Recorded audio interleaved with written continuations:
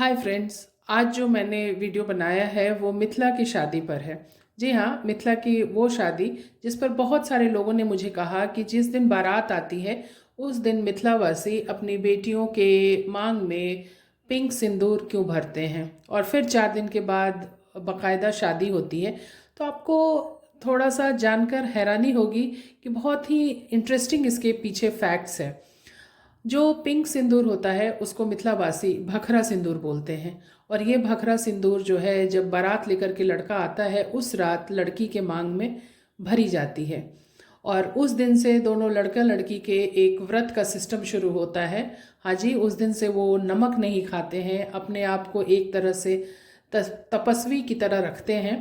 उनके बीच में मामी, मौसी, भाभी, चाची कोई एक होती हैं जो एक तरह से बिधकरी का काम करती हैं, मतलब कि उनके हर काम को, उनके हर परेशानियों को आसान कर देती हैं। उनकी हर चीज़ों को वो आसानी से एक दूसरे को मिलाने में, समझाने में कारगर साबित होती हैं। अब कहने की बात यह है कि गुलाबी सिंदूर जो भखरा सिंदूर होता है, ये जब हम शादी वाले दिन डालते हैं लड़की के मांग में, तो लाल सिंदूर इसलिए 4 दिन के बाद दिया जाता है ताकि उस 3 से 4 दिन के बीच में अगर लड़का या लड़की में कोई प्रॉब्लम होती है तो वो बैकआउट उस शादी से कर सकते हैं। उस शादी को उस समय तक लीगल नहीं माना जाता है। बहुत अजीब सा फैक्ट है ना, पर ये सच है। आप कहीं भी जो मिथिलावासी होंगे उनके यहाँ अगर शादी देखेंगे तो देखेंगे इसी रीति से शादी होती है। और 4 दिन जब ये तपस्वी की तरह रह लेते हैं उसके बाद इनकी जो है चौठारी के दिन एक पालो होता है। पालो उसको कहते हैं, जो बैल के गर्दन में बांधी जाती है, उस पर बैठकर पहले सुबह सुबह इनको स्नान करना होता है। और उसके बाद अब आप पूछेंगे पालो पर क्यों बैठते हैं, तो उसका मतलब ये होता है कि जैसे बैल खेत जोतते समय अपने आप को पूरा श्रम के साथ चलता है खेत में, तो दोनों की बराबर सहभागिता के साथ वैसे ही ज़िंदगी को भी आगे लेकर के चलना है ना। कितना इंटरेस्टिंग फैक्ट। और अब जो है पिंक सिंदूर जो है बदल जाता है रेड सिंदूर में। हाँ जी, ये जो रेड सिंदूर है ये आपको 4 दिन के बाद से फिर से मांग भरी जाती है इससे। उसका कारण यही होता है कि इस 4 दिन के पहले अगर कोई प्रॉब्लम हो तो आप बैकआउट कर सकते हैं। और उसी रीति रिवाज के साथ जो आपकी 4 दिन पहले बारात आने पर हुई थी वैसे ही फिर से शादी होती है, सप्तपदी होते हैं, सारा कुछ वैसे ही होता है। और सब कुछ सुबह होने से पहले होता है, मतलब एकदम से जो कहते हैं ना कि जो मॉर्निंग बेला होता है उस टाइम में ये सारी चीज़ें पूरी की जाती है।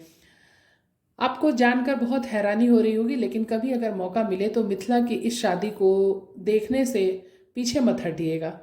और हर जो उनमें रिवाज होता है, हर रिवाज के पीछे एक बहुत ही अच्छा और वैज्ञानिक तर्क है और बहुत ही रोचक तर्क है। और आपको ये भी जानकर हैरानी होगी कि जब इनकी शादी पूरी हो जाती है तो चूंकि लड़की मायके में ही रहती है, तो ससुराल से पहले पूछा जाता है कि कितने लोगों को उस दिन उनको भोज देना है या इनविटेशन देना है। उतने लोगों का मछली और दही का बाकायदा जो है भार आता है। भार का मतलब हुआ कि उतने लोगों का न्योता लेकर के आया जाता है और उतने लोगों के लिए मछली और दही ससुराल से आता है खिलाने के लिए। अगर आप वेजिटेरियन हैं तो दूसरी बात है, अदरवाइज़ मछली और दही जो है बहुत ही ऑस्पिशियस माना जाता है, स्पेशली चतुर्थी के दिन उसकी बाकायदा भोज होती है। फिर बड़े लोग जो है वो पूरा आशीर्वाद देते हैं और लड़का लड़की इसी दिन से फिर से नमक खाना शुरू करते हैं। और आशीर्वाद के तौर पे वो जो है दुर्वा अक्षत देते हैं। दुर्वा अक्षत का मतलब होता है, अक्षत वो चीज़ है कि कहते हैं कि उसको आप कहीं भी छींट दोगे तो उसमें से जो है ना ग्रोथ बहुत आसानी से निकल के आता है। और ये ग्रोथ सिंबल होता है इनके न्यूली वेडिंग लाइफ के लिए, ताकि ये बहुत ही हैप्पीली अपने उस मैरिड लाइफ को जी सकें और जो उनका लाइफ आगे जाए वो इजीली ग्रो करता रहे और बढ़ता रहे।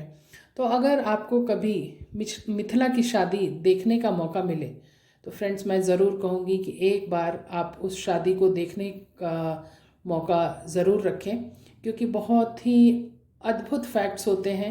आपको जान कर के, देख कर के बहुत सारी चीज़ों में हैरानी होगी, क्योंकि यहाँ शादी से पहले ही आम और महुआ से शादी कर दिया जाता है ताकि उनके अगर लड़का और लड़की दोनों के ग्रह हों तो ग्रह कट जाए। आपको आज भी सोच करके हैरानी लगता होगा कि जिनका मंगल बहुत स्ट्रांग होता है उनको पंडित आज के दिन में कहते हैं कि आम और महुआ से शादी कराना होता है।